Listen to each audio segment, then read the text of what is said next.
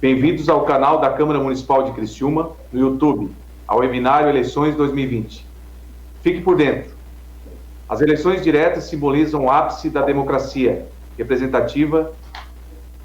Em 2020, em meio à maior crise sanitária do nosso tempo, os brasileiros escolherão os seus representantes para os cargos de prefeito, vice-prefeito e vereador.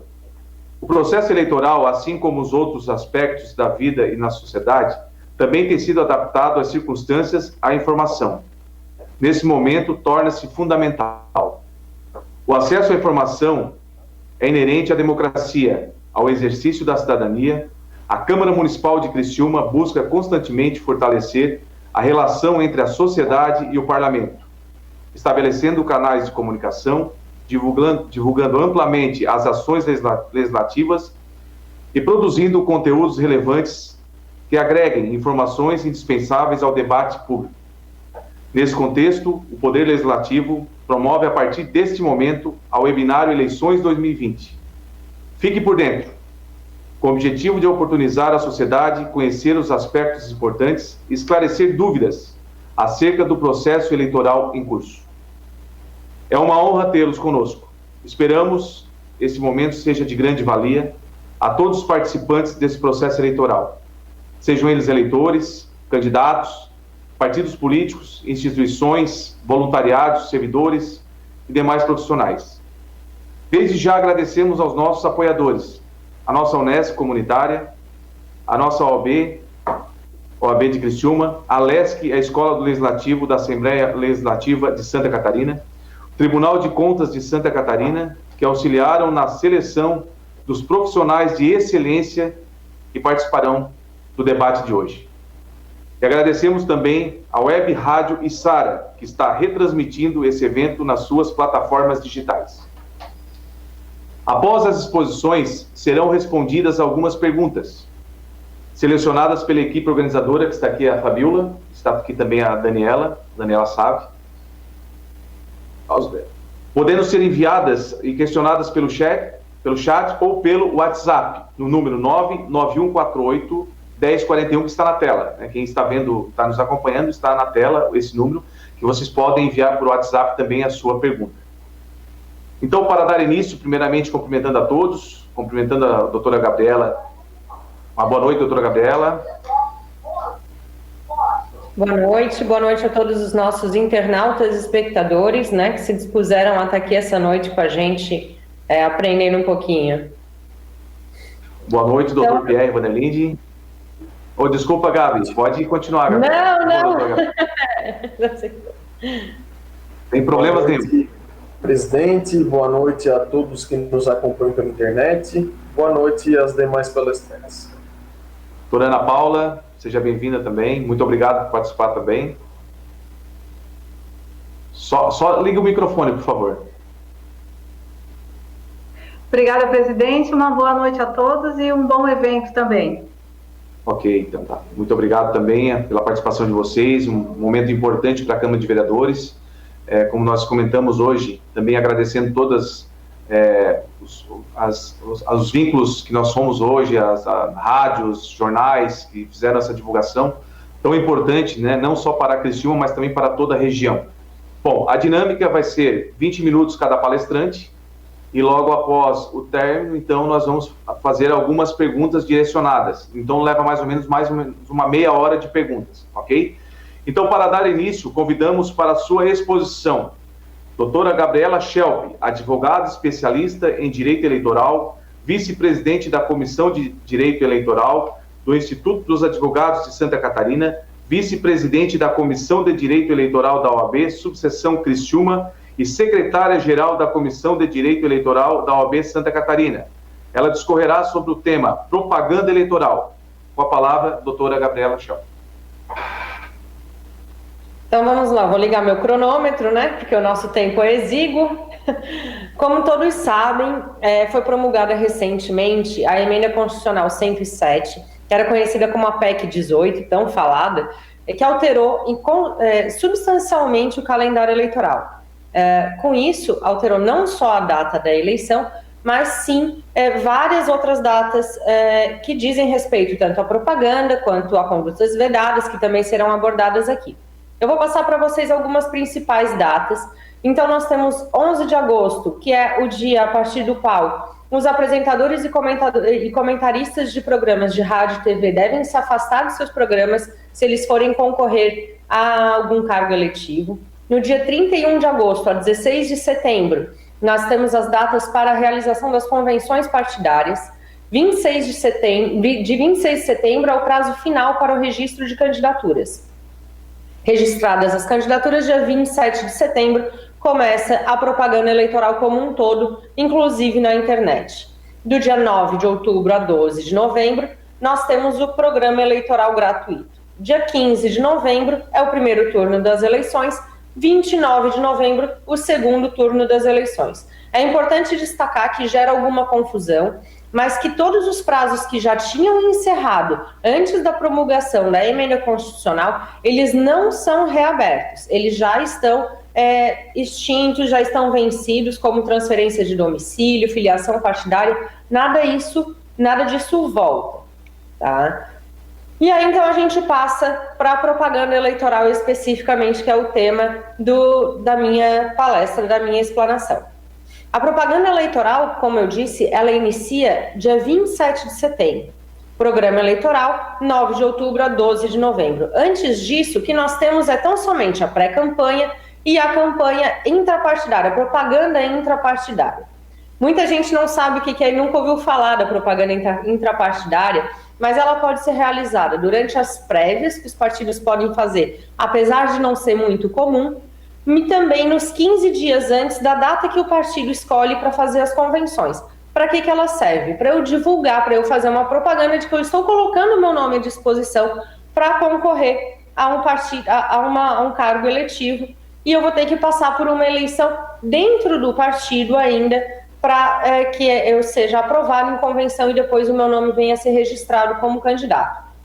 Na propaganda intrapartidária, é importante lembrar que ela é sempre voltada para os convencionais, para os filiados dos partidos, aqueles que votam na convenção. Ela não é aberta para o público em geral. E aí, o que é importante a gente saber? Que qualquer ato de propaganda eleitoral que não se enquadre em pré-campanha ou propaganda intrapartidária, que seja realizado antes de 27 de setembro, ela é uma propaganda irregular, ela é considerada uma propaganda eleitoral antecipada e ela pode gerar uma multa de R$5 mil até R$25 mil, podendo inclusive ser maior que esse R$25 mil, e aí o que será cobrado é o valor do custo da propaganda. Esse tipo de multa, ele é aplicado tanto para quem veicula a propaganda, quanto para o beneficiário. Então, se não foi o pré-candidato, se não foi aquele que vai concorrer, que veiculou aquela propaganda, foi um terceiro e beneficiou o candidato, nós vamos ter todos punidos, desde que o candidato tenha prévio conhecimento daquilo. Mas, senão, nós temos um cidadão comum que não está concorrendo à eleição, pagando uma multa, e isso sim pode acontecer, tá? Outra coisa, aí então a gente já vai na pré-campanha, né? Como eu disse, a gente antes de 27 só temos pré-campanha e propaganda intrapartidária. O que pode e o que não pode na pré-campanha? Porque a gente tem que sempre prestar atenção com esses limites para não incorrer em erro ou um abuso e ter desde um registro, desde uma multa até um registro cassado. Então, na pré-campanha, é primordial que não haja pedido de voto, tá? Ele não pode nem ser explícito e nem muito direto, assim, muito indireto, que quase fica um explícito. Então, um implícito mais avançado também não pode. Mas ela permite a prática de vários atos, porque uma vez que o período de propaganda eleitoral é muito curto, então essa pré-campanha ela ajuda nessa divulgação, nessa exposição, na apresentação desses pré-candidatos, para que na campanha eleitoral a coisa já esteja um pouquinho mais avançada. Então, o que se pode fazer? Pode-se pedir o apoio político, que é diferente do pedido de voto. A gente pode fazer menção à pré-candidatura, então eu posso me apresentar como pré-candidato e posso pedir o apoio das pessoas, eu posso dizer quem eu sou, que é a exaltação das qualidades pessoais do pré-candidato. Eu posso divulgar as minhas plataformas, as que eu já fiz, as que eu pretendo desenvolver. Eu posso divulgar o que eu já fiz, por exemplo, se eu sou um vereador, os meus atos enquanto vereador, meus projetos, as minhas manifestações na Câmara, isso tudo eu posso divulgar na pré-campanha. O pré-candidato, ele também pode participar de entrevistas, programas de rádio, televisão, encontros, debates que sejam promovidos pelas empresas de rádio, televisão e até pela sociedade civil. Nesses debates, nessas entrevistas, podem ser expostas as plataformas e os projetos políticos, além da apresentação e tal, sempre cuidando com o pedido de voto, que não pode acontecer. Tá? Na pré-campanha também podem ocorrer a realização de encontros, seminários, congressos, isso tudo pago pelos partidos políticos, porque é importante a gente ressaltar que o pré-candidato, ele não pode ter gastos ainda, porque todo gasto de campanha, todo gasto eleitoral, ele deve passar pela conta de campanha, que isso depende de um registro de candidatura, a expedição de um CNPJ e a abertura de uma conta. Como a gente não tem isso, o pré-candidato, ele não pode ter gastos. Então, todos esses gastos com a realização de encontros, seminários, congressos, afins, devem ser pagos pelo partido político. Para que servem esses encontros? Para discutir plano de governo, para discussão de políticas públicas, descobrir o que a comunidade realmente quer, para que os discursos e as plataformas de governo possam ser adaptadas para o que a população realmente necessita. Além do que, podem ser realizadas as prévias partidárias, como eu tinha dito, não é um hábito, mas é extremamente importante que os partidos criem esse hábito, porque é uma discussão política anterior às convenções que fortalece a democracia intrapartidária e fortalece os partidos como um todo. Nós temos também, para aqueles mandatários, é permitido a eles a divulgação dos atos parlamentares e debates legislativos. Então, os projetos que foram realizados pelos vereadores, os debates, os discursos que são feitos na Casa Legislativa, sempre lembrando que não pode ser realizado o pedido de voto, mesmo dentro das casas legislativas. A gente sabe que durante a sessão tem o horário político para os vereadores, e ali eles podem, sim, mencionar que são pré-candidatos, falar disso, falar das suas plataformas, mas o pedido de voto não pode ocorrer. Então, na pré-campanha, ainda pode acontecer a divulgação de um posicionamento pessoal sobre questões políticas, inclusive nas redes sociais. Isso a gente sabe que vale muito da liberdade de expressão. Então, não é só para pré-candidatos, isso incumbe a qualquer cidadão que queira divulgar o seu posicionamento pessoal de questões políticas e sobre assuntos cotidianos, mas a gente tem que lembrar que isso deve acontecer que não pode acontecer de forma anônima, então sempre se identificando, sem que ocorra por perfis falsos, evitando maiores problemas aí, até um processo crime pelo anonimato que é vedado. E também esse tipo de manifestação ele deve sempre ocorrer no site ou na rede social da pessoa, tá? Não pode acontecer em sites ou blogs, ou redes sociais de empresas, por exemplo, porque a gente sabe que empresas não podem se envolver, pessoas jurídicas não podem se envolver nas campanhas eleitorais, tá? Então, elas não podem fazer campanha, não podem ter esse posicionamento, a gente já sabe que é um posicionamento pessoal, e não de uma pessoa jurídica. Outra coisa que pode acontecer é uma campanha para divulgação daqueles que optaram por fazer a tão chamada vaquinha virtual para arrecadar fundos para a sua campanha, que é permitido desde 15 de maio, a contratação desse serviço. Então, o pré-candidato ele pode fazer uma campanha divulgando a sua pré-candidatura e falando que já está arrecadando fundos para a sua campanha e divulgar o meio que isso está sendo arrecadado. Então, essa divulgação fazer uma campanha para arrecadação de fundos também é permitido na pré-campanha. E aí a gente entra no que todo mundo questiona, que é o impulsionamento das redes sociais na pré-campanha. a gente sabe que o impulsionamento, desde a campanha de 2018, ele é permitido para candidatos, mas só para candidatos, partidos políticos e coligações. Então, o impulsionamento para pré-candidato, ele fica mais restrito. Depois nós entramos direto na propaganda eleitoral, que eu vou trazer para vocês regras mais gerais, tá? Não vou entrar muito especificamente. Então, o que a gente tem? Coisas que não mudou muito da eleição de 2016, que é na propaganda para prefeito. Todo tipo de propaganda deve conter o nome da coligação, das legendas, o partido que integram. O nome do vice não deve ser inferior a 30% do nome do prefeito, porque a gente tem que saber em quem que a gente está votando para vice. Para vereador, como não temos mais coligações para vereadores, então sempre deve conter, em qualquer tipo de propaganda, o partido ao qual ele pertence. Uma outra questão muito complexa das eleições são as fake news. A gente tem que ter a consciência de que partido, candidato e coligação são extremamente responsáveis pelo que divulgam nas suas propagandas eleitorais. Independente de o candidato ter conhecimento do que está sendo colocado na campanha eleitoral dele, ele assume a responsabilidade pela equipe que ele contrata. Então, se alguma coisa de inverídico ou de ofensa a terceiros, que vão ferir a honra, a imagem de terceiros, o candidato também é responsável por aquilo, tanto o candidato, quanto o partido, quanto a coligação. Então, deve ter muito cuidado, porque esse tipo de conduta está sendo extremamente vigiado pela Justiça Eleitoral e punido. Depois nós vamos para as modalidades de propaganda.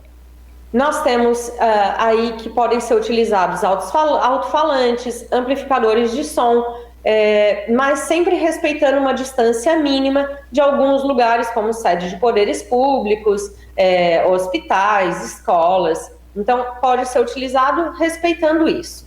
Nós temos também os comícios e reuniões públicas que vão poder ser feitos. Pode ser utilizado nesses comícios aparelhagem de som fixa, apenas para sonorização, tá? Não é permitido a contratação de artistas, showmício ou qualquer coisa que atraia os eleitores para aquele evento que não sejam as propostas e o próprio candidato. Depois nós temos a utilização de carro de som, que isso mudou, porque não é mais permitido aquele carro de som que fica rodando pela cidade com um jingle. Hoje o carro de som ele só é permitido para utilização em carreatas, caminhatas, passeatas ou durante as reuniões e comícios. Tá? Ele tem um limite de volume e também a distância que ele deve ficar de órgãos e repartições públicas. Após isso, nós temos a utilização de material gráfico, a permissão para fazer caminhadas e carreatas. A distribuição de material gráfico, o material gráfico em si, ele tem que respeitar alguns requisitos, como a tiragem daquele material, tem que constar o CNPJ de campanha, o CPF ou o CNPJ do responsável pela confecção e de quem está pagando.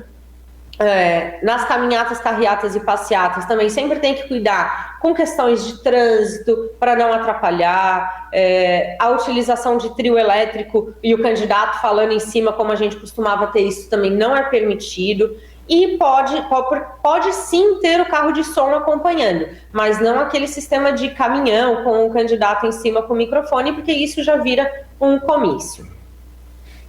Pode ser utilizadas bandeiras, só que não mais como nós víamos antigamente, das bandeiras afixadas pela cidade ou nas casas. Hoje, as bandeiras elas devem ser de forma móvel, ou seja, tem que ficar alguém ali sacudindo, segurando a bandeira. Ela não pode mais ficar fixa em algum ponto.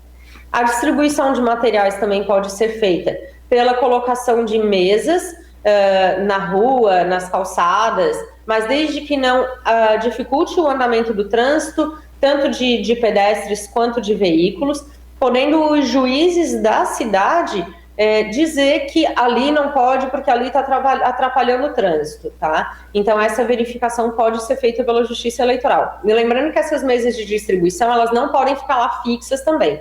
Elas podem ser colocadas às 6 da manhã e às 22 horas elas devem ser retiradas. E aí o eleitor ele tem muita vontade, alguns eleitores têm vontade de participar das campanhas e ficam perguntando, sempre fica aquela dúvida, assim, eu posso pintar o muro da minha casa? Não. Mesmo em bens particulares, deve-se respeitar algumas regras, como a utilização de adesivo plástico de até meio metro quadrado nas janelas das residências e nos veículos também o adesivo de meio metro quadrado em algumas janelas. E no para-brisa traseiro é o adesivo microperfurado na extensão total do para-brisa. Eu não posso também ficar juntando um monte de adesivo de metro quadrado, porque a imagem global dele vai ser maior e isso é impedido que a justa posição que exceda meio metro quadrado. Além disso, a gente tem a propaganda na internet, que a gente sabe que é livre a manifestação de pensamento de todo mundo, só que a gente sempre tem que cuidar nos casos de ofensa à honra, à imagem ou conteúdo inverídico, porque tem punições para isso, tanto na esfera criminal quanto na eleitoral. E também é vedado o anonimato. Então, eu não posso criar perfis falsos e eu não posso fazer de forma anônima, porque hoje se identificam os IPs e se reconhece de onde saiu aquela postagem anônima, e essa pessoa vai ser punida com uma sanção de 5 mil até 30 mil reais. A propaganda eleitoral na internet, ela pode ser feita por e-mails, mensagens de WhatsApp, por todos os meios. O que não pode acontecer é o disparo em massa. Eu não posso comprar listas com números de telefone ou montes de e-mails. Esse cadastro para onde o candidato vai enviar, ele deve ocorrer de forma gratuita e o eleitor ele tem o direito de escolher se ele quer receber ou não aquelas mensagens. Então ele pode responder qualquer uma das mensagens dizendo que não quer mais receber, e o candidato vai ter 48 horas para não enviar mais aquelas mensagens, tá? O impulsionamento, como eu já falei, é permitido desde que seja feito em sites de pessoas físicas e contratado por partido, coligação ou candidato. O candidato ele pode manter, eu já tenho um Facebook, eu já tenho um Instagram, eu posso manter o mesmo que eu já tinha, tá? Só que eu vou ter que ter alguns cuidados aí para informar para a empresa, para o Facebook, para o Instagram, que eu estou usando aquele site. Eu também vou ter que informar para a Justiça Eleitoral para fins de pagamento de impulsionamento e de verificação. A Justiça Eleitoral pode determinar a retirada de determinadas postagens, dependendo do conteúdo, se lá contiverem agressões, ataques a candidatos. Então, os sites da internet podem ser retirados do ar e as postagens também, além das multas, né? Eu não posso, qualquer pessoa não pode fazer a contratação de impulsionamento, não pode ser feito o impulsionamento de propaganda negativa, os perfis falsos e a contratação de robôs. Uma coisa que também não vai poder nessa campanha é a utilização de telemarketing, independente de qualquer horário, não vai poder ocorrer a utilização de telemarketing. Depois a gente tem a propaganda na imprensa escrita, que tem os seus próprios requisitos para sair em jornal, revistas, enfim. Mas, como eu já disse, a gente não pode mais fazer showmício e eventos assemelhados. Não pode ocorrer a confecção de boné, máscara, camiseta e ser distribuída aos eleitores, porque isso se assemelha a uma compra de voto. É permitido usar bandeiras, broches, mas isso o próprio eleitor fazer os seus materiais e utilizar os adesivos, ok, pode, mas camiseta, outros adornos, isso o próprio eleitor teria que fazer e utilizar. Lembrando que no dia da eleição é permitida a utilização disso, mas desde que o eleitor tenha feito, e também não pode ficar lá, não vai poder aglomero, né? A gente já sabe, em virtude das condições sanitárias, mas de qualquer forma não pode ir um monte de gente com todos caracterizados, enfim. Outra coisa é que o dia da eleição é o dia do eleitor. Então não adianta, o que o candidato tinha para fazer, ele já fez até antes daquele momento, tá? A partir dali, no dia da eleição, é o dia que o eleitor tem para ir com calma votar e escolher. Então, boca de urna, derrame de santinhos, o pessoal ficar virando santinho ao redor dos colégios eleitorais. Isso não pode acontecer, tá bom? Então, eu acho que é isso que eu tinha para falar para vocês. Tem questões ainda de horário da propaganda eleitoral gratuita, como pode, requisitos dela, mas não é o momento para a gente falar disso. Vamos estar abertos para perguntas ao final. E é isso, então, agradecer, muito obrigado a todos. O meu tempo aqui eu passei alguns segundinhos, mas depois a gente complementa nas respostas. Uma boa noite. Obrigado, doutora Gabriela Schelp, pela explanação muito produtiva. E passamos agora, então, para o uso da palavra o doutor Pierre Vanderlinde, advogado especialista em Direito Eleitoral, membro da Academia Brasileira do Direito Eleitoral Político, ABRADEP, e da Comissão de Direito Eleitoral da OAB Santa Catarina, que discorrerá sobre o tema Publicidade Institucional e Condutas Vedadas. Com a palavra, então, o doutor Pierre Vanderlinde. Boa noite mais uma vez. Gostaria de parabenizar aí a doutora Gabriela pela sua brilhante palestra acerca do tema de propaganda eleitoral. Eu vou tratar da questão relacionada às condutas vedadas. Condutas vedadas sempre é tema de grande discussão, principalmente aos agentes públicos, né? Servidores, tanto do Executivo quanto do Legislativo. Mas as condutas vedadas, elas estão previstas na Lei das Eleições, lá no artigo 73, e eu vou, na verdade, tratar especificamente da publicidade institucional. Eu selecionei algumas condutas relacionadas à publicidade institucional e outras que serão depois alvo de exposição pela doutora Ana Paula, vão tratar da questão de pessoal. Eu vou pedir a licença de vocês, porque eu vou compartilhar aqui a apresentação e nós vamos acompanhar por meio dos slides esse conteúdo acerca da publicidade.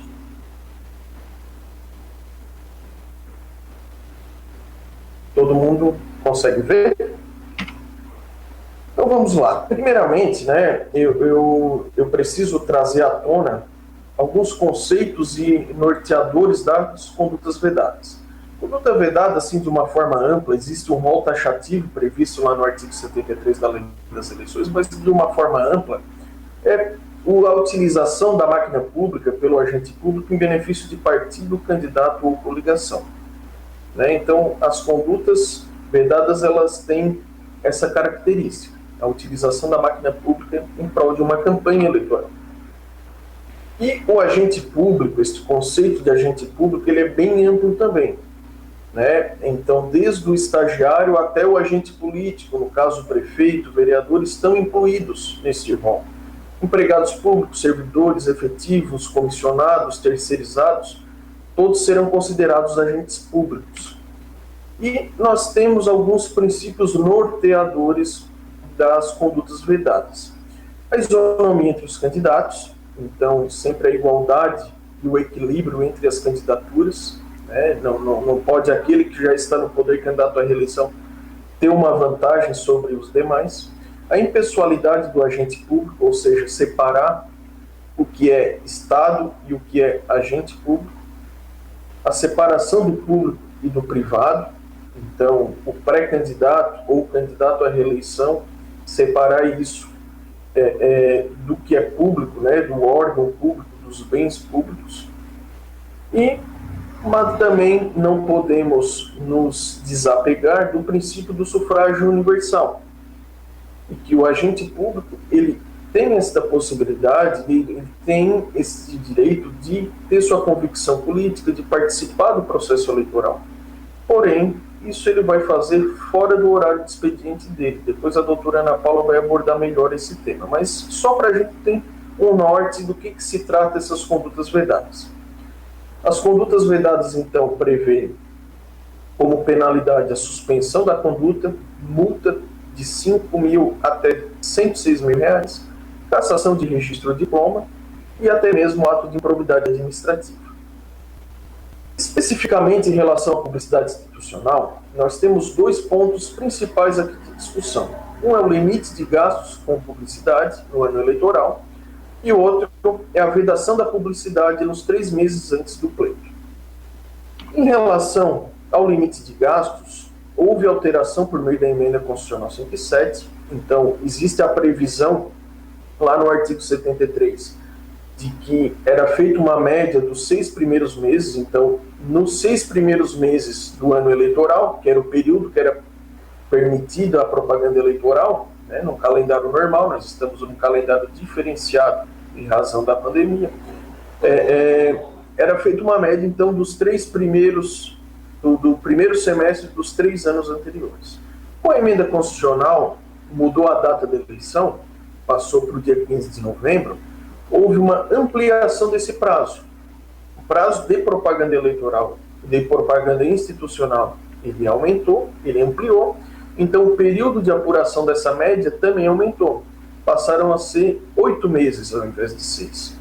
Então, existe um cálculo a ser feito, né? O agente público que cuida desta matéria no órgão público, ele vai ter que fazer esse cálculo. Os 8 meses, dos 8 primeiros meses do ano 2017, 18 e 19, faz a média, é o que pode ser gasto nos 8 meses deste ano. E essa despesa, né, tem que ser sempre considerada despesa liquidada, ou seja, quando efetivamente o serviço foi prestado, existe o direito do prestador de serviço de receber aquele valor. É a jurisprudência, nós temos o precedente do Tribunal Superior Eleitoral que define que é despesa liquidada. E, pela primeira vez, a emenda constitucional trouxe, então, a possibilidade do Judiciário, da Justiça Eleitoral, autorizar o extrapolamento desse limite de gastos, sempre que houver grave e urgente necessidade pública. Né? Inclui-se nessa situação a situação do Covid, da pandemia.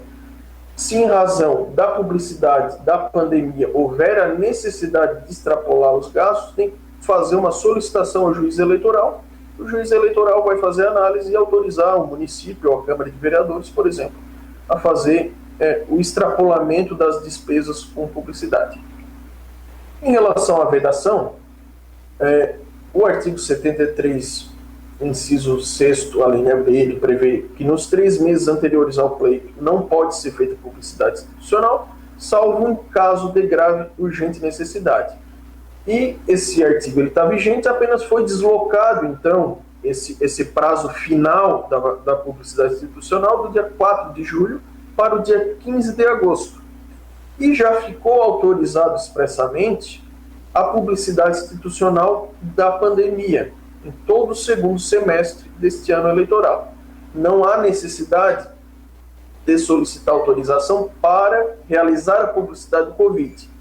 Porém, se essa publicidade fazer com que se extrapole o limite de gastos com propaganda institucional, precisa sim a autorização da Justiça Eleitoral para extrapolar este limite de gastos. Então, basicamente, até o dia 15 de agosto é permitido qualquer tipo de publicidade institucional, necessitando de autorização para extrapolar a média em relação ao Covid ou outras situações de grave e urgente necessidade. Após 15 de agosto, não pode mais toda e qualquer publicidade, pode apenas a publicidade relacionada à pandemia. Se surgir uma outra situação de grave ou urgente necessidade, como nós tivemos há pouco a questão do tornado, né, pode ser feita então a solicitação à Justiça Eleitoral e o juiz vai ou não autorizar essa publicidade. Isso era bem comum numa situação normal com as festas municipais, né, que geralmente ocorriam nos meses de outubro. O município fazia essa solicitação ao juiz eleitoral para que fosse permitida a divulgação da festa. Obviamente, né, que em razão da pandemia nós não teremos festas presenciais esse ano, enfim, não é essa a hipótese da emenda constitucional, mas sim em grave e necessidade pública. O conceito desta publicidade institucional, na verdade, ele não existe um conceito propriamente dito, mas a Constituição Federal ela traz algumas características da publicidade institucional como a questão de orientação social, né, da impessoalidade, para não constar nome, símbolo ou imagem de promoção pessoal do candidato, do agente público, perdão. Porém, podemos conceituar a publicidade institucional como toda e qualquer publicidade oficial do órgão público. Tá? Então, necessariamente, ela é custeada com recursos públicos e se excetua apenas as publicações legais, editais, leis, decretos que são publicados no Diário Oficial. Isso não é contabilizado como publicidade institucional para finalidade eleitoral de cálculo de despesas ou coisas do gênero. Como a publicidade institucional, então, tem que ser algo oficial e paga com dinheiro público, a entrevista de um chefe de poder, por exemplo, não é considerada uma publicidade institucional. Então, se o prefeito ou se o vereador vai prestar uma entrevista acerca da atividade do órgão, isso não vai caracterizar uma publicidade institucional e, portanto, não caracterizar a conduta vedada. Né? O que se coíbe, obviamente, é eventual abuso por parte da emissora, né? Em sempre, por exemplo, dar espaço somente para o gestor público e, de repente, não dar espaço para outras pessoas que, porventura, estariam concorrendo ao pleito, mas eventual uso indevido dos meios de comunicação. Mas o ato de entrevistar, né, não vai caracterizar uma conduta vedada. Também não caracteriza uma conduta vedada, porque não é uma publicidade institucional, não é oficial e não é pago com recurso público, a utilização de redes sociais privadas do chefe do executivo ou do legislativo. Então, por exemplo, né, nos 3 meses antes do pleito, todos os canais dos poderes eles têm que ser retirados do ar. Então, por exemplo, o Facebook, o Instagram da Câmara de Vereadores ou da Prefeitura, ele vai estar desabilitado. Porém, o vereador ou o chefe do Executivo, ele vai poder utilizar normalmente a sua rede social privada, sem que isso caracterize a conduta vedada. Obviamente que eventual ilicitude vai ser apurado pelo viés da propaganda antecipada, mas não vai caracterizar a conduta vedada porque não é considerado uma publicidade institucional. O Poder Legislativo, ele tem, aqui eu chamo a atenção, né, ele vai ter 2 situações. Primeiro, a Câmara Municipal, enquanto órgão, ela está submetida a todas as regras de condutas vedadas da publicidade institucional, assim como a Prefeitura. Porém, o vereador, né, ele vai ter um diferencial. Então, vamos tratar do Poder Legislativo, lá do site da Câmara de Vereadores, do Instagram e do Facebook. Vai ter que tirar do ar, certo? Fica apenas portal da transparência e publicidade relacionada à pandemia. É o que está autorizado. Placa de obra, tanto o Poder Executivo quanto o Legislativo, a gente sabe que aqui em Criciúma a Câmara de Vereadores ela está realizando uma reforma lá da sua futura sede. Essa placa de obra ela pode ficar se for uma placa padrão. Porém, se tiver alguma expressão que identifique a autoridade, servidor ou administração, né, precisa ser retirada ou pelo menos essa parte suprimida da placa. Como eu havia falado anteriormente, né, existe a situação do Poder Legislativo enquanto órgão, né, a Câmara Municipal, que vai ter que respeitar a sua publicidade institucional, não vai poder ser feita no período vedado, mas existe também o vereador, que tem essa liberdade de divulgação da sua atuação parlamentar, sem que isso seja considerado uma propaganda vedada ou uma publicidade institucional. Nós temos precedente tanto do TSE quanto do TRE aqui de Santa Catarina a respeito do tema.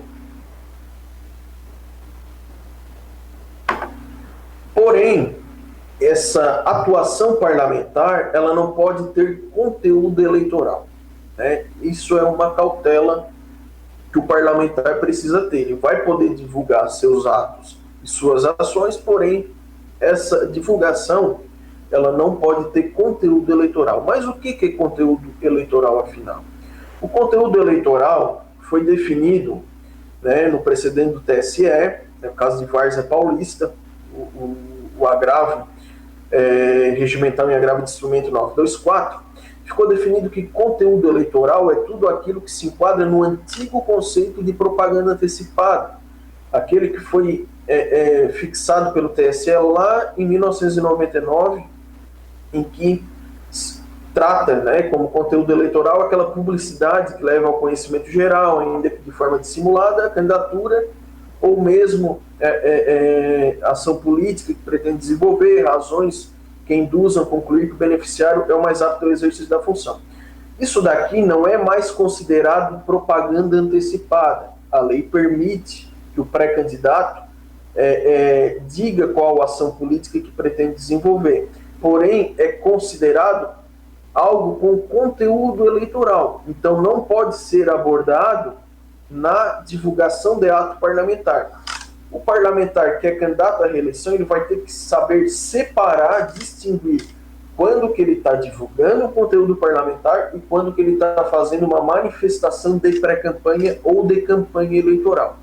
Ele tem que conseguir distinguir essas duas situações. Ele não pode, por exemplo, fazer um encarte informativo, um caderno com a atividade parlamentar dos últimos 4 anos, e esse caderno, esse informativo, ter conteúdo eleitoral. Isso é vedado, né? Ele não pode fazer isso. O uso da tribuna, como a doutora Gabriela bem colocou, né, também não vai caracterizar uma conduta vedada. Nós temos o precedente do TSE, porque há uma imunidade material absoluta do vereador no uso da tribuna, porém não pode pedir votos. É proibido o pedido de votos naquele momento, naquele espaço de divulgação política na tribuna da Câmara de Vereadores. Então, até o dia 25 de setembro, não configura propaganda antecipada a divulgação de atos parlamentares, mas não pode ter pedido de voto. E a partir do dia 26 de setembro, então, quando é permitido a propaganda eleitoral, daí a Câmara, a mesa diretora da Câmara, ela vai ter que definir o que pode ser divulgado dentro das dependências do Poder Legislativo. Tá? Isso há uma prerrogativa diferente do Poder Executivo, que não vai ter propaganda eleitoral dentro do Poder Executivo, é proibido. Agora, o Poder Legislativo, ele pode definir, a mesa diretora pode definir se vai ou não autorizar a divulgação de propaganda eleitoral, lá no período eleitoral. E o que seria esse pedido de votos? Né? O que é pedido de votos? Temos também o mesmo precedente 924 do TSE, que define o que é pedido de voto. Não é só vote em mim. O ministro Fux, ele traz no seu voto, então, as chamadas Magic Words, as palavras mágicas. Vote em, eleja, apoie, marque sua cédula, fulano para o Congresso, vote contra, derrote, rejeite, né? Pode ser positivo ou negativo, mas qualquer situação que leve ao entendimento que a pessoa está pedindo voto. Isso é considerado um pedido de votos. Então, tem que ter esta cautela. Em resumo, na Câmara de Vereadores, então, a divulgação da atividade parlamentar é permitida, não caracteriza a conduta vedada, porém não pode ter conteúdo eleitoral, senão pode caracterizar uma manifestação de pré-candidatura. E, como envolve recursos financeiros, por exemplo, né, um caderno de atuação parlamentar, ele pode caracterizar, inclusive, um abuso de poder econômico. Nós temos o caso da senadora Selma Arruda, que foi cassada recentemente, justamente pelo dispêndio de valores durante a pré-campanha, né, com a divulgação de pré-candidatura e tudo mais. E o uso da tribuna é permitido também, não vai caracterizar a conduta vedada, porém não pode ter o pedido de votos, né, naquele conceito que nós colocamos há pouco. Eu aproveito aqui para destacar rapidinho aqui outras condutas vedadas, que eu julgo importantes também a gente dar uma reprisada, que é o uso de bens móveis e imóveis, né? Então, assim, uma dúvida que se tem muito, embora agora reuniões presenciais não estão ocorrendo, é se a sede da Câmara pode ser utilizada para reuniões partidárias e para convenção partidária. Sim, é permitido. Né? Existe uma permissão expressa na lei dos partidos políticos, que escolas públicas e casas legislativas podem ser utilizadas para reuniões ou convenção, e também existe a previsão no artigo 73 da Lei das Eleições, que fica ressalvada a utilização da sede da Câmara para convenção partidária. Né? O uso de bens móveis e imóveis não podem ser cedidos ao candidato, partido ou coligação, ressalvada a realização de convenção partidária. E aqui até eu jogo, né, um desafio, né, aí à Justiça Eleitoral, porque como nós teremos, talvez, em grande parte do Brasil, eu digo talvez porque é facultativo, né, não é obrigatório, mas a possibilidade de se realizar convenções virtuais, né, se, por exemplo, eventuais equipamentos de informática ou softwares, né, de utilização de reuniões virtuais como esta que estamos fazendo hoje, pertencentes à Câmara, né, podem ser cedidas, né?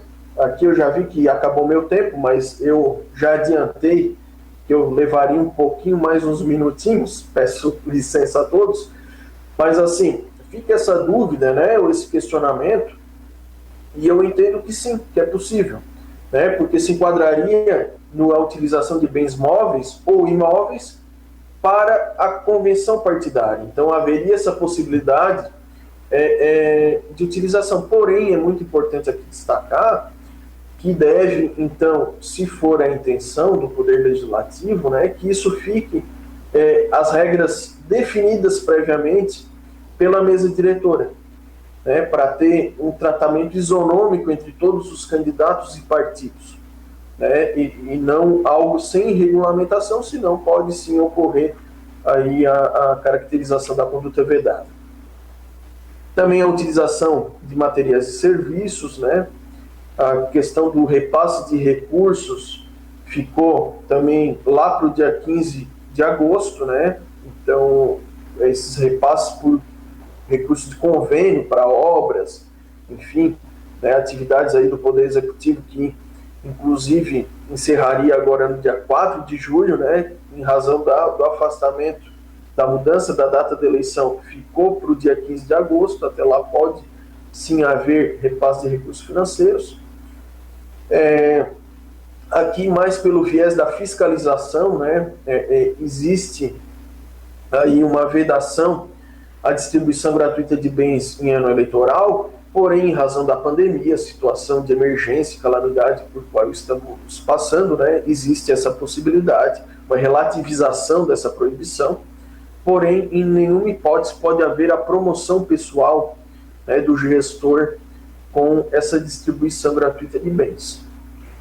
E nós temos aí também duas outras condutas, que é a contratação de shows artísticos para inaugurações após o dia 15/8, claro que em razão do Covid nem seria possível, né, a realização de um grande evento de inauguração com show e tudo mais, porque causaria aglomeração de pessoas, e também não pode haver, após o dia 15/8, o comparecimento de candidato, né, ou de pré-candidato, até porque no dia 15/8 ainda não temos a figura do candidato, né, temos a figura do pré-candidato, já que as convenções serão a partir do dia 31 de agosto. Esse pré-candidato ele não pode comparecer nas inaugurações de obras públicas, né, mas como eu disse, certamente nesse período não vai haver a inauguração. Isso seria o que eu teria a destacar. Peço desculpa mais uma vez aí por ter extrapolado o tempo. Igualmente, aí, como colocou a doutora Gabriela, eu fico à disposição ao final para responder as perguntas. Só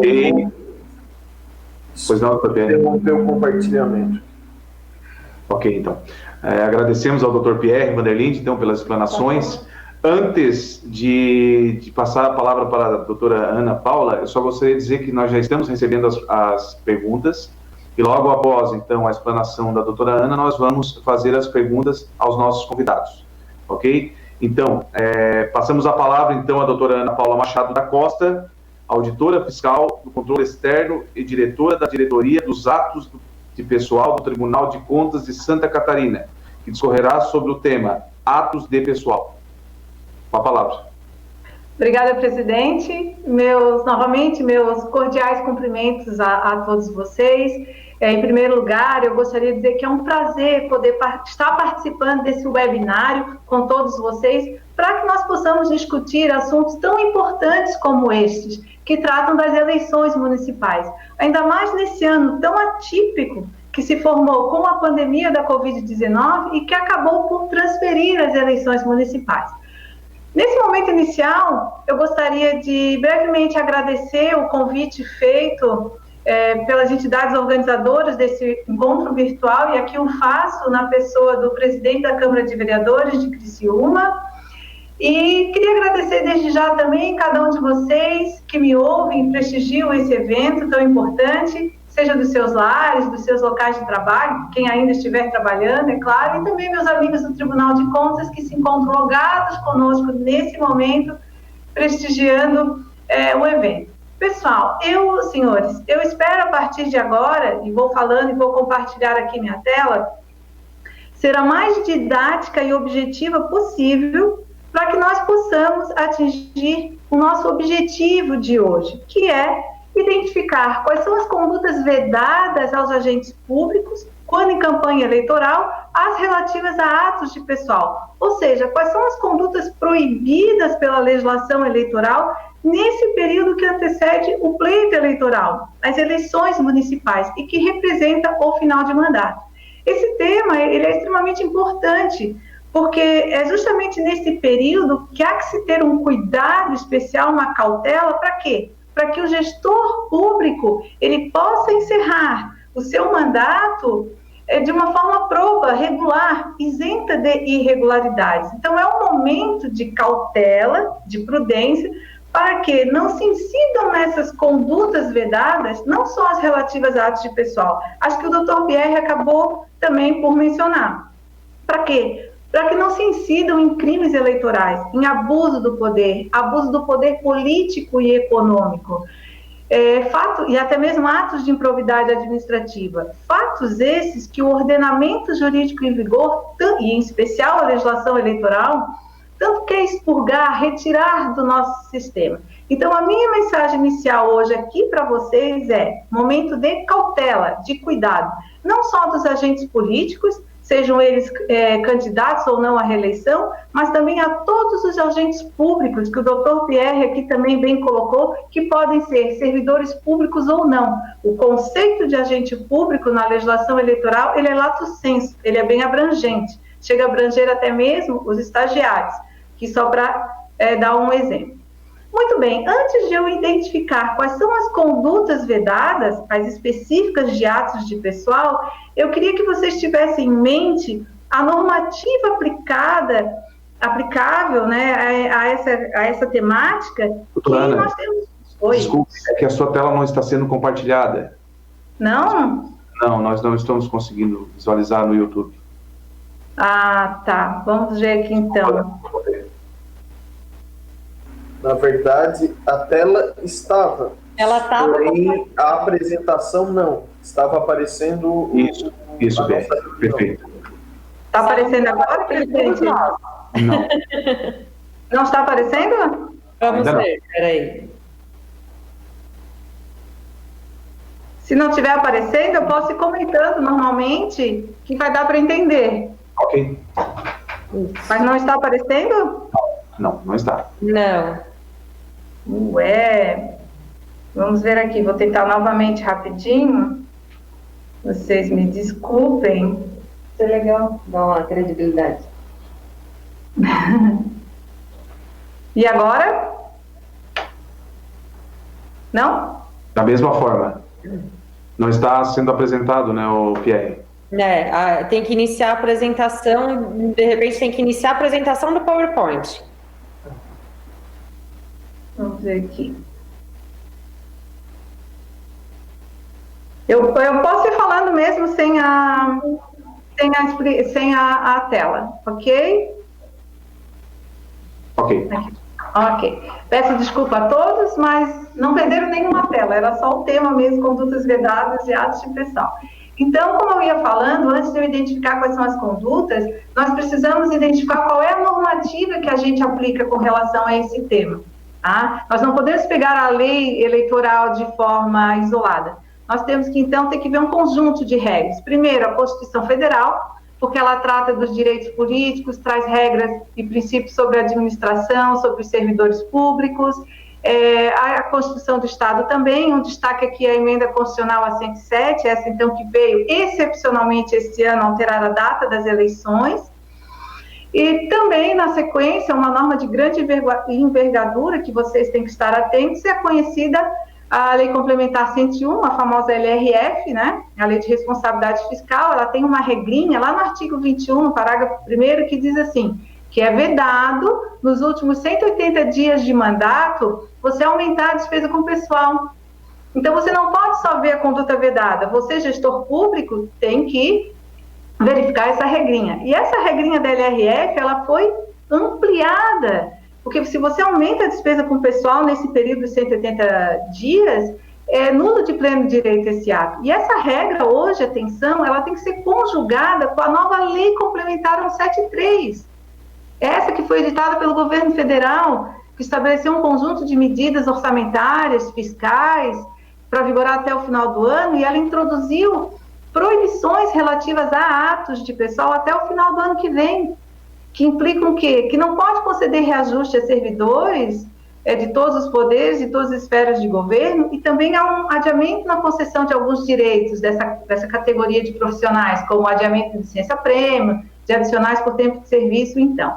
Nós também temos que estar atentos às resoluções do TSE, como o caso da 23606, que estabelece o calendário eleitoral e que agora, em agosto, provavelmente, vai ser editada uma nova resolução por parte, né, do TSE, a 23610, que reproduz a lei, as condutas vedadas na lei, e, é claro, a Lei Geral das Eleições, a 9.504 de 97, que é ela que vai estabelecer as condutas vedadas de atos de pessoal também.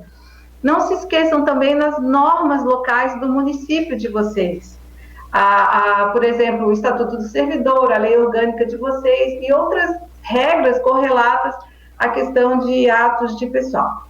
Então, conhecidas as normas, vamos ao nossa primeira conduta vedada relativa a atos de pessoal. Ela está lá na regrinha do artigo 73, no inciso 3. O doutor Pierre trabalhou as outras condutas, as minhas são só 3. Então, estão previstas no artigo 73 também. O que diz a primeira conduta vedada de atos de pessoal? Que é proibido ceder o servidor ou o empregado da administração pública ou usar dos seus serviços para comitê de campanha eleitoral, seja de partido, candidato ou coligação, enquanto ele está no seu horário de expediente. É claro, se o servidor ou o empregado ele está de férias ou ele está licenciado, não há problema algum na condição de cidadão de ele praticar um ato político partidário, ok? Mas quando ele está no seu horário de trabalho, não pode. Nem quando ele está realizando hora extra, por exemplo. Então, o gestor fazer com que ele participe no horário do expediente de uma reunião partidária. Eu tinha trazido na minha tela, e vou citar aqui para vocês, 2 exemplos que eu extraí da jurisprudência do TSE. O primeiro caso, as 2 agentes comunitárias de saúde, elas receberam uma ordem do gestor num determinado município que, enquanto elas fossem fazer as visitas domiciliares, que vocês sabem que é uma das atribuições dessa categoria de profissional, elas tinham que distribuir a propaganda eleitoral do candidato que aquele gestor apoiava. Então, conduta vedada. Outro exemplo, também das agências comunitárias de saúde. O secretário de saúde e assistente social determinaram que as agências comunitárias de saúde convidassem gestantes sob o pretexto, sobre a alegação de que iria ser dado palestras, que também é uma das atribuições das agências comunitárias de saúde. Só que, na verdade, não. Era para gravar a propaganda eleitoral. Então, conduta vedada. Agora, exemplos de conduta que não são vedadas. que eu extraí também do Tribunal Superior Eleitoral. Por exemplo, um servidor fazer uso de um boné, de uma camiseta, de um voto. Aqui eu repriso o que a doutora Gabriela falou, né? Desde que ele próprio, né, doutora Gabriela, faça o seu voto, né? Então, há um julgado que diz que não é conduta vedada. Um outro exemplo, o servidor, durante o horário de expediente, ele deu um like no Facebook do seu candidato. Também não foi considerada conduta vedada. E aqui é interessante, porque quando ele deu um like, ele não estava dentro da repartição pública, não estava usando o equipamento de informática da prefeitura e não fez sobre ordens do seu superior hierárquico. Então, alguns exemplos dessa nossa primeira conduta vedada. A segunda conduta vedada, ela diz respeito à movimentação de pessoal, quando ela se dá na circunscrição do pleito. O que é circunscrição do pleito? É onde ocorrem as eleições. No caso agora, os municípios. Então, o que diz a lei no artigo 73.5? Que é proibido, via de regra, nos 3 meses que antecedem o pleito eleitoral, que agora ficou 15 de agosto, né, porque a eleição será 15 de novembro, primeiro turno, é proibido, via de regra, nomear, admitir ou contratar a qualquer título. Qual é a exceção? Se a nomeação é para cargo em comissão e é designação de função de confiança, tá? Essa é a exceção. É proibido você demitir sem justa causa um servidor. Se a demissão é com justa causa, precedida de um processo administrativo, contraditório, ampla defesa, não tem problema algum.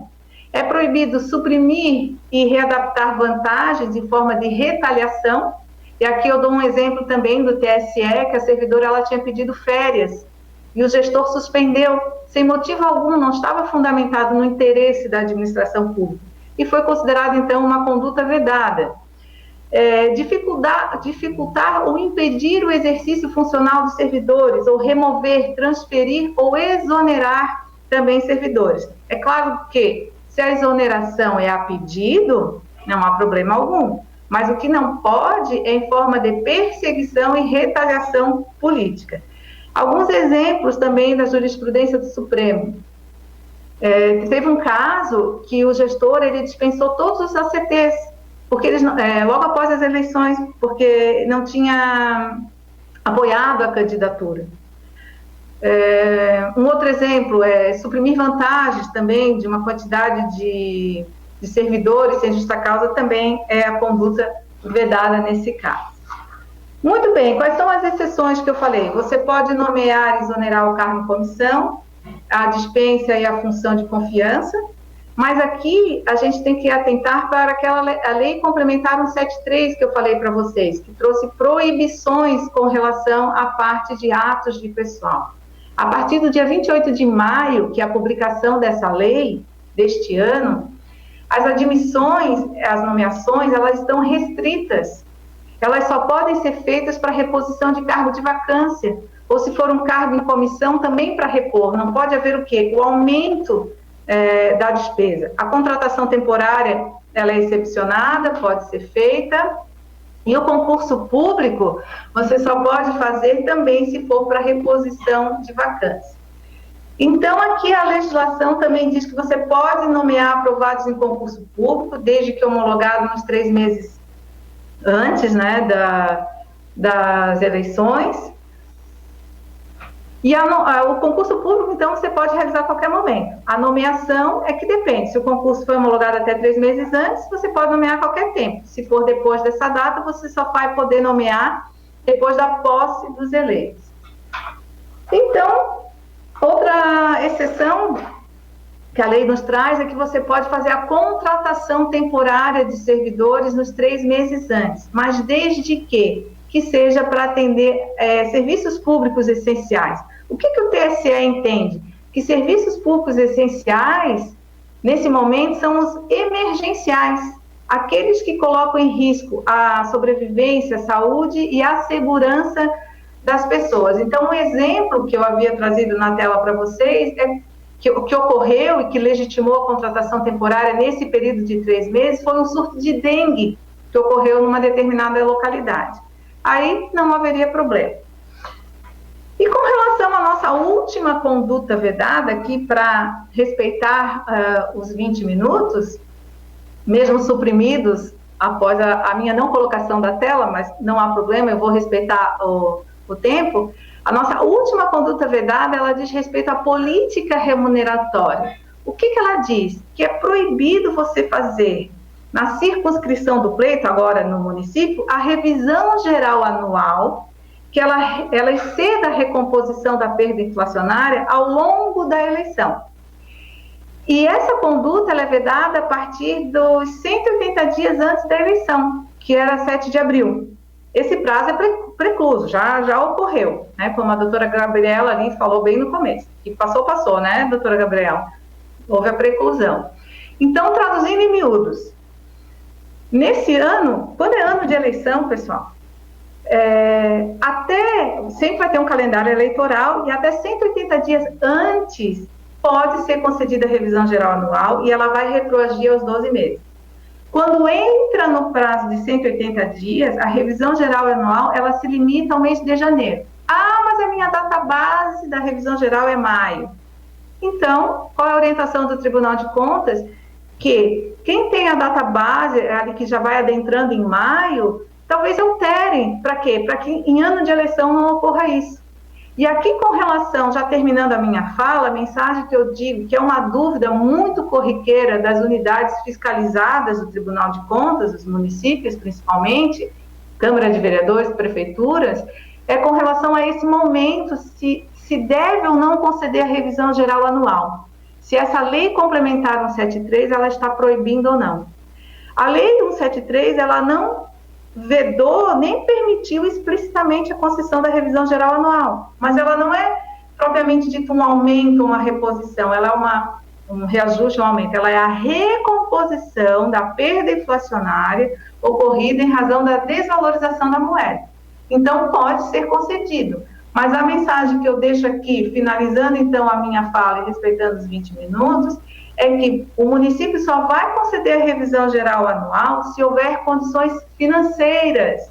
E, nesse sentido, o Ministério Público de Contas expediu uma nota recomendatória, já há tempo, a todas as câmaras de vereadores e municípios, dizendo que evitem encaminhar projetos de lei com relação à revisão geral anual. Se assim o fizerem, no prazo de 10 dias, encaminha ao Ministério Público de Contas, que ele vai aferir, então, todo esse estudo da arrecadação, das despesas e dos impactos. Então, era essa a mensagem que eu tinha para passar para vocês, as 3 condutas vedadas pela legislação eleitoral relativas a atos de pessoal. Então, meu muito obrigada. Obrigado, doutora Ana Paula Machado da Costa, pelas explanações. Então, agora nós vamos abrir para as perguntas. Eu sugiro, não sei se vocês querem responder individualmente ou fazer um ping-pong, né? A gente faço a pergunta e vocês analisam quem gostaria de responder. Então, a primeira pergunta é do Eduardo Baesso Viola, do bairro Santa Luzia. O pré-candidato a vereador, ele pode representar a sua associação de moradores ou tem que se afastar da sua profissão, seja qual for? Aí fica a critério de vocês responder. Olha, esse tema, né, ele se refere à questão da desincompatibilização e, em princípio, não haveria problema para um presidente de associação ser candidato a vereador, porque a associação ela é privada.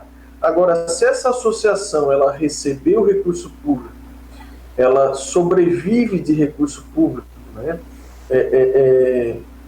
ele precisaria ter se afastado. Só que esse afastamento seria de 6 meses, é um prazo que inclusive já passou. Mas, como eu disse, né, vai depender do que essa associação movimentou de recurso público. De repente a doutora Ana Paula pode reforçar, né, essa questão, o posicionamento do Tribunal de Contas a respeito disso. É bem nesse sentido, doutor Pierre, né? Cabe lembrar aqui que, com relação aos prazos da desincompatibilização, o site do TRE, Eduardo, ele traz todos os cargos, empregos e as datas respectivas de a necessidade de cada desincompatibilização no caso. Ok? Passamos então para a segunda pergunta. Essa foi direcionada para a doutora Gabriela. É o Felipe Possamay. Impulsionamento nas redes sociais do pré-candidato é mais restrito? Na prática, o que seria essa restrição? Então, boa noite, Eduardo. Realmente, tá? Como eu tinha falado, gastos para pré-candidatos são restritos e impulsionamento implica gastos. O que a gente tem hoje é um entendimento tirado de algumas jurisprudências, no sentido de que o impulsionamento ele só é permitido para indiferentes eleitorais, que a gente chama, que são matérias que não afetam em absolutamente nada e que não tratam de nenhuma matéria eleitoral, ou mesmo que vá implicar em uma promoção, como críticas a outros candidatos, pré-candidatos, crítica a governantes, que isso tudo são matérias afetas às eleições, mas indiferentes eleitorais, vamos supor que seja um corretor de imóveis que venda pela internet, principalmente agora em época de Covid, né? O não impulsionamento vai afetar substancialmente as suas vendas, mas desde que se trate de impulsionamentos de um cidadão comum da sua atividade, das suas situações corriqueiras, e não de matéria eleitoral. E aí o impulsionamento realmente ele é vedado na pré-campanha, sendo permitido apenas na campanha eleitoral, sendo computado como gasto de campanha. Aí. Ok. Essa terceira pergunta é aberta. Com o Covid, o que muda nas eleições? Bastante coisa. Realmente. Desde dos atos de campanha normalmente feitos, né, já começa com a mudança da própria convenção partidária, que provavelmente vai ser feita aí de forma virtual, como os próprios atos de campanha, né, um comício, que era algo bem tradicional de ser realizado, talvez não seja feito esse ano, se intensifique as redes sociais, né, as próprias condutas vedadas que nós abordamos aqui, questão de publicidade, enfim, institucional, isso mudou em razão do Covid, né, em razão da emenda constitucional 107. Então, o que eu queria colocar é o seguinte, né, que não é efetivamente a Justiça Eleitoral que altera a eleição ou as regras da eleição, que pode e que não pode, em virtude do Covid. O que vai alterar são as condições sanitárias de cada lugar, tá? Então, havendo condições sanitárias de se fazer, e aí as regras de vigilância, as regras do município vão estabelecer muito isso, havendo condições de se fazer convenções presenciais, por exemplo, respeitadas as regras de distanciamento, as regras sanitárias, é totalmente possível realizar. Da mesma forma, comícios, todos os atos de campanha. A eleição, o dia da eleição, a gente ainda vai ter alguns regramentos quanto ao tempo de duração, a utilização ou não da biometria, a gente ainda vai ter algumas regulamentações nesse sentido, mas a gente vai sentir diferença principalmente na campanha eleitoral na rua, né? Isso a gente vai ver reduzido, mas sempre que as condições sanitárias permitirem e que evitando distanciamento, higienização, tudo isso, é totalmente possível a realização de uma campanha eleitoral com todos os atos permitidos. Eu gostaria de fazer também uma colocação para você ver bem a abrangência que a pandemia impactou nas eleições, não só no dia das eleições, né, mas em todas as condutas vedadas, como também o Dr. Pierre falou, e em correlação a atos de pessoal, ela trouxe um impacto no serviço público com a restrição de realização de concurso público, com a restrição da nomeação de novos servidores, só com casos bem específicos. Como eu falei, essa lei, a 173, ela estabeleceu medidas de combate ao enfrentamento do coronavírus. E ela trouxe proibições também aos servidores de todos os poderes e todas as esferas de governo. Só para fazer um arremate, então, às colocações dos colegas. Ok. Então, a quarta pergunta. Eu acho que essa aqui é para a doutora Gabriela novamente. Até eu acho que ela já respondeu alguma coisa em relação a isso, mas a nossa parte técnica aqui, a Daniela, que está aqui, e a Fabiola, pediram para fazer essa pergunta novamente, então estarei fazendo. O pré-candidato não pode ter gastos com a publicidade? Se enquanto pré-candidato pagar por um impulsionamento nas redes sociais, pode caracterizar propaganda antecipada? Sim, o pré-candidato ele não pode, efetivamente ele não pode ter gastos enquanto pré-candidato, porque como eu tinha colocado lá antes, todos os gastos de campanha, eles devem passar pela conta bancária de campanha que depende do registro de candidatura, a expedição do CNPJ e a abertura da conta. Sem isso, o candidato ele não pode ter gastos. Então, na pré-campanha, os gastos eleitorais são vedados. Se quiser, essa coisa de contratar agência, de fazer vídeos mais elaborados, isso é extremamente complicado e dependendo do que se gasta, comparando o que se gastou ali com o que gastou na campanha, a gente pode ter uma caracterização de um abuso e até a cassação de um registro de candidatura. Se eu puder também colaborar um pouquinho sobre isso, esse julgado ali que eu destaquei, esse 924, ele trouxe algumas balizas, até a doutora Gabriela havia colocado, essa questão do indiferente eleitoral e tudo mais.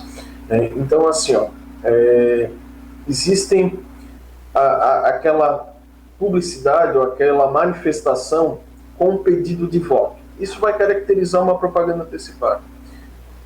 E existem a que não tem pedido de voto.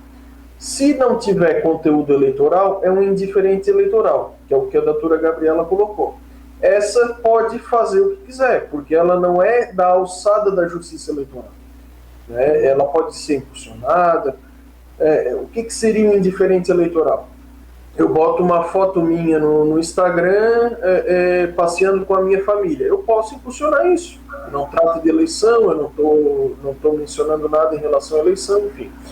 Agora, se ela tiver o conteúdo eleitoral, dentro dos limites do que a lei permite ao pré-candidato, não pode ser impulsionada porque o TSE definiu que o período de pré-campanha ele não pode haver despesas, como a doutora Gabriela colocou. Tem um caso da Selma Arruda, que foi cassada, a senadora Selma Arruda foi cassada pelo TSE recentemente, justamente porque efetuou vultosos gastos com agência de publicidade e o impulsionamento de conteúdo durante a pré-campanha. Então, pré-campanha é basicamente valores módicos, não tem despesa. Ok? Então vamos fazer a próxima pergunta, do vereador Pastor Jair Alexandre. Em relação ao valor de campanha, o parâmetro fica em 100% do valor da declaração do imposto de renda, como foi na campanha de 2016? Como será este ano? Talvez ele esteja, o vereador, talvez esteja questionando a respeito do autofinanciamento, que é o quê? O emprego de recursos próprios do candidato na campanha eleitoral. Em relação ao financiamento de campanha, a lei permite que a pessoa física doe para uma campanha eleitoral até 10% do que ela recebeu, do valor bruto declarado no imposto de renda do exercício anterior, e permitia ao candidato o emprego de até 100% do limite de gastos. Porém, essa regra mudou. Esse ano só pode 10% do limite de gastos. Então, existe uma regra, pastor Jair, para o eleitor que quer ajudar na campanha, que quer doar a pessoa física, que é 10% do que ela declarou no imposto de renda. Existe uma regra ao candidato. O candidato, independente do seu imposto de renda, é claro que ele precisa ter o lastro patrimonial ou financeiro, ele pode doar 10%, ele pode utilizar 10% do limite de gastos de campanha. Não está vinculado ao seu imposto de renda. Daí teria que ver o valor do limite de gastos de campanha aqui de Criciúma, 10% daquele valor o candidato pode utilizar na sua campanha como recurso próprio.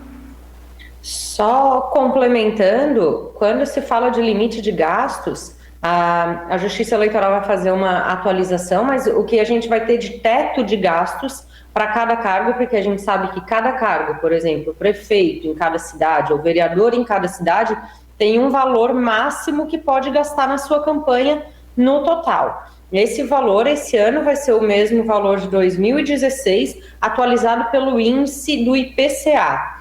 Esses valores todos vão ser divulgados ainda pelo Tribunal Superior Eleitoral, e é com base nisso que a gente fala do autofinanciamento. Quando a gente fala de autofinanciamento também, a gente fala que é o valor que o próprio candidato pode gastar na sua campanha, é bom saber que não é pegar do seu bolso, eu tenho aquele X que eu posso gastar, pegar do meu bolso e pagar as coisas na campanha, não. Eu tenho que transferir da minha conta pessoa física para a conta de campanha e ali utilizar, então, da conta de campanha nos gastos gerais da minha campanha. Eu não posso simplesmente, porque eu acho que é autofinanciamento, tirar do meu bolso e sair pagando, não. É um dinheiro que é doado para a minha campanha. Ok? Ok. Então vamos para a sexta pergunta. Com a pandemia do Covid-19, já existem regras em relação a comícios e outros eventos que promovem aglomeração? Será que, de acordo com as regras de cada município, haverá uma regra geral? Então, a regra geral é que é permitido, né, dentro dos horários estipulados, dentro das datas limites, até a véspera, antevéspera da eleição, mas as regras sanitárias de cada cidade é o que vão dispor a respeito. Por exemplo, numa cidade que está em lockdown, como a gente está, né, discutindo que na Amurel isso vai acontecer, se estiver acontecendo uma situação dessa durante o período eleitoral, esse tipo de evento não vai poder acontecer. O que nada impede desses eventos ocorrerem de forma virtual, né? Então, agora presencial, vão ter que respeitar as regras sanitárias do local. Ok? Inclusive, a condição sanitária, ela pode ser motivo para o adiamento da eleição em determinado município ou estado. Isso a emenda constitucional ela prevê. Né? Então, por exemplo, Tubarão decretou o lockdown. Se no dia da eleição não tiver condição sanitária para a realização da eleição naquele município, ou qualquer outro, eu citei aqui um exemplo, o TRE de Santa Catarina ele vai solicitar ao TSE uma autorização para mudar a data, de acordo com o que disser a autoridade sanitária. E se for no estado inteiro, o TSE pede autorização para o Congresso Nacional para mudança de data, desde que a eleição seja realizada até o dia 27 de dezembro. Então, nem que chova canivete, até 27 de dezembro vai ter que ter eleição. É claro que vai depender do que a autoridade sanitária autorizar. Ok. Vamos para, acho que é a sétima pergunta, né? O WhatsApp. Qual a legislação? Quem pergunta é o João Paulo Borges. Então, João Paulo, quanto ao WhatsApp, a gente tem as mesmas regras de propaganda na internet, tá? Então, o que a gente não pode ter? Uma compra de cadastros de telefone, as mensagens enviadas devem ser enviadas para números que foram cadastrados gratuitamente junto ao candidato e que aceitem receber essas mensagens, tá? Então, se eu enviar uma mensagem e a pessoa não quiser receber aquilo, ela vai informar que não quer receber e eu não vou mais poder enviar essas mensagens sob pena de multa. Outra coisa que não pode acontecer também é o envio, o disparo em massa, né? Eu não posso contratar robôs ou meios artificiais ou mesmo manualmente fazer disparos em massa, em grande quantidade, em larga escala, para números de WhatsApp, tanto para e-mails quanto para direct nos messengers e Twitter. As regras são praticamente as mesmas, tá? E as ofensas, né? Questão de fake news, isso está para qualquer meio. Sempre que tu compartilhares notícias falsas ou que agridam a honra, a imagem de alguém, tu estás sujeito tanto a ações penais quanto às punições eleitorais passíveis. Ok? Então vamos para a 8ª pergunta. Quem está fazendo é a Daniela Save, a nossa parte técnica, que também faz pergunta. Em relação às sessões na Câmara de Vereadores, onde as transmissões ocorrem ao vivo, durante o período eleitoral, poderá ser transmitida na sua totalidade ou terá alguma regra? A transmissão ela vai se enquadrar na divulgação de ato parlamentar ou debate legislativo.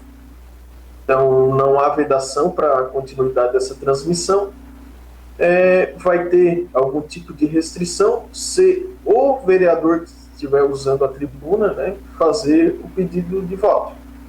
Daí ele vai sofrer as consequências. Agora, a Câmara de Vereadores, enquanto instituição, ela pode continuar fazendo essa divulgação de conteúdo relacionado à atividade parlamentar.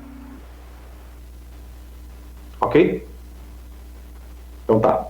Vamos então para a próxima pergunta. O pedido de apoio é considerado pedido explícito de voto? Segundo a apresentação do Dr. Pierre, o ministro Fux, em um julgamento em que a expressão apoie caracteriza a campanha antecipada. Isso é um dos calcanhares de Aquiles que nós temos e que nós só vamos descobrir em maio do ano que vem no julgamento de um caso concreto no TSE. Por quê? A doutora Gabriela bem ressaltou que um dos tópicos das ações do pré-candidato que não caracterizam propaganda é o pedido de apoio político. Isso está lá expresso no artigo 36A da Lei das Eleições. Que o pedido de apoio político não caracteriza a propaganda antecipada. Porém, no julgamento daquele caso específico de Várzea Paulista, o caso 924 do TSE, agravo regimental em agravo de instrumento, houve essa menção por parte do ministro Fux no seu voto dessas palavras mágicas, palavras que, no seu entender e no entender da corte, né, poderiam se enquadrar como um pedido de voto, seriam sinônimos do pedido de voto. Então, a palavra apoio é uma palavra muito perigosa, porque tu pedir apoio político, né, pode ser tu pedir uma ajuda, um auxílio, porque tu se lançou pré-candidato. Agora, talvez você fazer uma peça publicitária de pré-candidatura utilizando a palavra me apoie, né, talvez isso possa sim ser interpretado como um pedido de voto. Me apoie para vereador em Criciúma. Me apoie para prefeito. Isso pode ser interpretado como um pedido de voto. Então tem que ter cautela, no meu ponto de vista, né, em relação à palavra apoio. A minha consideração a respeito é o seguinte: todo o ato, para ser considerado uma campanha irregular, ele vai ser analisado no contexto. Não é uma palavra única que vai determinar se aquilo é uma propaganda irregular ou não. Então, a gente sempre tem que analisar o contexto em que ele está inserido, onde ele foi disposto, a frase e a situação em que ele foi ofertado, né? Porque a pré-campanha ela serve justamente para isso, para pedir o apoio político. Agora, quando eu consigo substituir essa palavra apoio por voto, a gente tem um pedido de voto praticamente explícito, e é o que veda, a gente não pode pedir voto. Então, sempre que eu faço uma menção, mesmo a palavra apoio, faz uma menção direta ao dia da votação, ao voto, à urna, ao cargo em que tu vais ocupar, ela caracteriza um pedido de voto. Essa problemática, a gente tem que dar uma analisada no contexto. Ok, então. A próxima pergunta é do Roberto da Vila Selinger, é para a doutora Gabriela. Em relação à mesa com material em local público, como procede? Teria que ter alguém no local ou não é necessário? Então, a mesa de distribuição de materiais, ela não é para ficar lá disposta sozinha como se fosse algo fixo, não. É para ter alguém distribuindo material, como é para ter alguém também balançando as bandeiras. tá? Não é algo, eu não estou montando um semi-comitê um comitê de campanha móvel que vai ficar ali como se não fosse nada. Até porque a gente tem que cuidar se aquilo não está atrapalhando o trânsito de pessoas ou de veículos. Então eu posso colocar uma mesa num local às 6 horas da manhã e às 11 horas da manhã aquilo ali já está, uma praça já está fervendo de gente e vai estar atrapalhando. Então eu preciso ter esse cuidado e só quem vai promover esse cuidado são pessoas que vão estar ali no local. Então não dá para simplesmente colocar uma mesa para ficar dispondo como se, né, uma bancada de distribuição de materiais. Ok, então. A próxima pergunta é do Wagner da Jori, é filho do vereador da Jori. Como vereador do município, pode haver impulsionamento de matérias referentes ao município e não à campanha eleitoral? Olha, se for algo relacionado à divulgação da atividade parlamentar e não se enquadre naquele contexto de conteúdo eleitoral, que é aquele antigo conceito de propaganda antecipada, né? Nada que convença o eleitor de que que ele é uma melhor opção ou que faça alguma menção ao pleito. Vamos supor, especificamente uma questão de uma obra, ou de um problema que esteja no município, talvez uma estrada que precisa de algum cuidado ou de uma pavimentação. Se for específico em relação a isso, tratando de divulgação de ato parlamentar, ou, por exemplo, o vereador ele propôs um projeto de lei sobre determinado assunto e que foi aprovado, e ele quer divulgar isso como uma atividade parlamentar, sim, pode ser feito impulsionamento. Como é bem comum a gente ver, os deputados federais fazem esse tipo de divulgação, os federais e estaduais fazem esse tipo de divulgação da atividade parlamentar sem nenhum contexto com a eleição, de forma patrocinada. Mas tem que ter a cautela quanto ao conteúdo. Que a doutora Gabriela colocou, tem que olhar o contexto, o caso concreto tem que ser analisado, não tenha dúvida disso. Uma coisa que tem que cuidar nessa questão das publicações dos mandatários, dos atuais mandatários, que muitos deles começam a utilizar hashtags e slogans já da sua campanha. Então, tem que cuidar muito com isso, porque a gente vai impulsionar, vai postar, mas já começa a colocar hashtags ou coisas que identifiquem a sua pretensa candidatura ou a sua candidatura, ou que vai utilizar na sua campanha futura, a gente pode ter uma caracterização de uma campanha eleitoral antecipada. Então, tem que sempre cuidar com isso. Ok. Nós temos mais 3 perguntas, ok? Se o pré-candidato falar sobre irregularidades da gestão atual, está fazendo campanha antecipada?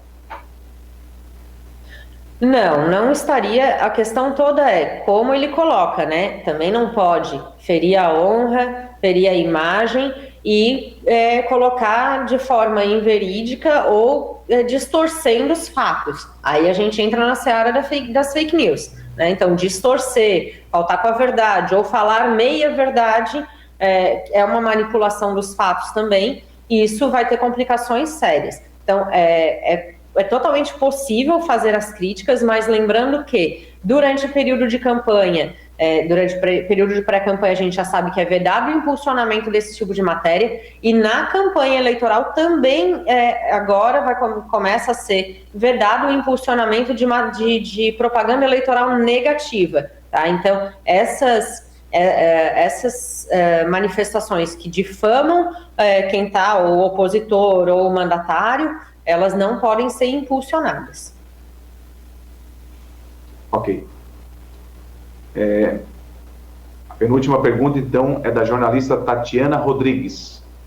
Gostaria de saber até que dia pode ser contratado cargos de confiança pelo Poder Executivo. Por exemplo, um cargo de coordenação. Bom, Tatiana, a sua pergunta é relativa à conduta vedada, né, se é ou não, relativa a atos de pessoal. Uma das regrinhas que a lei eleitoral traz como conduta vedada é nomear, admitir ou contratar a qualquer título no prazo dos 3 meses.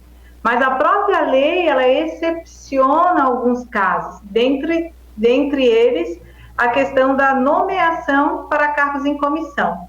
Mas nesse momento específico da pandemia, além de você conjugar, Tatiana, essa regrinha da legislação eleitoral, você tem que conjugá-la com a nova lei complementar 173. Porque hoje não pode ocorrer um gasto com aumento da despesa, há toda uma preocupação na relação à contenção da despesa. Então, o que a lei 173 diz? Que você pode vir a nomear um cargo em comissão em reposição quando não implicar um aumento de despesa. Então, foi exonerado um, vai ser nomeado o outro. Eu não sei se o Pierre quer fazer algum complemento. Eu acho que a explicação é essa, né? Pelo viés da conduta vedada, há essa possibilidade, né? A qualquer momento, a exceção da norma, exoneração e admissão de cargo condicionado, né? É permitida a qualquer momento, porém tem essa situação da Lei 173 que tem que cuidar, até mesmo porque também existem regras relacionadas à Lei de Responsabilidade Fiscal, né? Ali término de mandato, tudo mais, média de despesas com o pessoal, enfim. O ano eleitoral, como é um término de mandato, é sempre um ano que tem muita cautela. São várias leis, várias regras a serem seguidas, né? Não só legislação eleitoral. Mas, pela lei eleitoral, é possível. Tem que ver essas normas relacionadas à contabilidade pública também. Ok, então. A última pergunta. O candidato pode usar as suas próprias redes sociais pessoais com os impulsionamentos das redes sociais pessoais, ou o ideal seria ter um perfil só para a campanha? Acho que está se relacionando à página, eu acho, alguma coisa assim. Então, o que acontece é que normalmente, quando a gente tem uma página, um Facebook, um Instagram, a gente já tem um capital, né, de seguidores, de publicações, do nosso histórico ali. Então, acontece de realmente serem aproveitados as mesmas mídias sociais para a campanha. O importante é que, quando lá no registro de candidatura, essas páginas sejam indicadas, tá? Lá no registro tem uma parte onde a gente indica site, se tem site, o Facebook, o Instagram, para fins de fiscalização da Justiça Eleitoral. Também, para as redes sociais, é importante que se comunique para o Instagram ou para o Facebook, que hoje são a mesma empresa, tem lá um cadastro que se faz informando que aquele Facebook agora é de um candidato, que é um político. Porque aí o impulsionamento, quando ele ocorrer, primeiro que vai ser feito o cadastro para sair no o gasto sair computado já no CNPJ de campanha, e também o impulsionamento ele vai vir com uma palavra de campanha eleitoral, tá? Ele vai vir com uma informação de que aquilo é um impulsionamento voltado para as eleições. Por isso que é importante, pode usar sim o mesmo, mas tem que informar para a Justiça Eleitoral e para a empresa Facebook, Instagram ou demais mídias sociais. Finalizamos? Essa propaganda, como a doutora Gabriela colocou, é recebido um chamado rótulo, né? Esse rótulo de patrocinado de propaganda eleitoral com CNPJ e tal. Por isso essa necessidade do cadastro junto ao próprio Facebook. Ok, então. Então, só lembrando que as outras perguntas que nós recebemos aqui, nós não vamos conseguir colocar em virtude do tempo, serão respondidas depois, vamos passar para vocês e vocês, né, passam para a nossa equipe e a gente vai retornar essas respostas. Vamos em umas considerações finais, então, começando pela doutora Gabriela, por favor.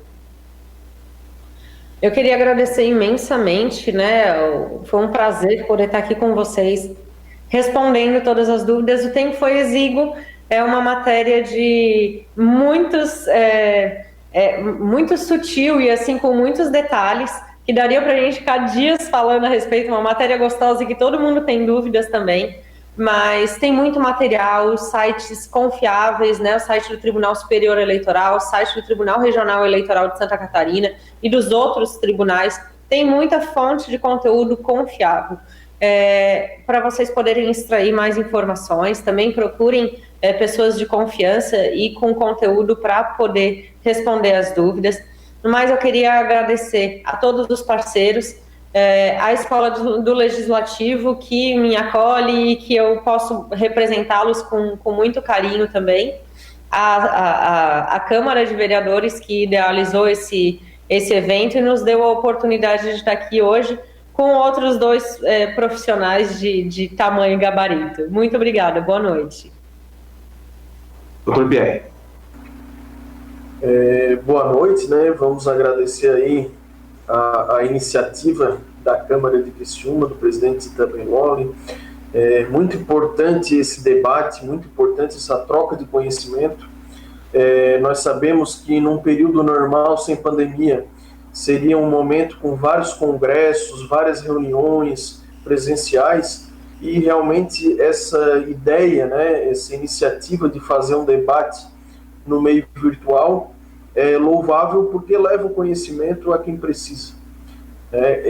Eu gostaria então aqui de agradecer especialmente também ao nosso presidente da OAB, Rafael Búrigo, que nos indicou aí para participar do evento, e todos os parceiros deste evento, e aqui um agradecimento especial também à Fabíola, da Escola do Legislativo da Câmara de Vereadores de Criciúma, que nos auxiliou aí com todo esse projeto.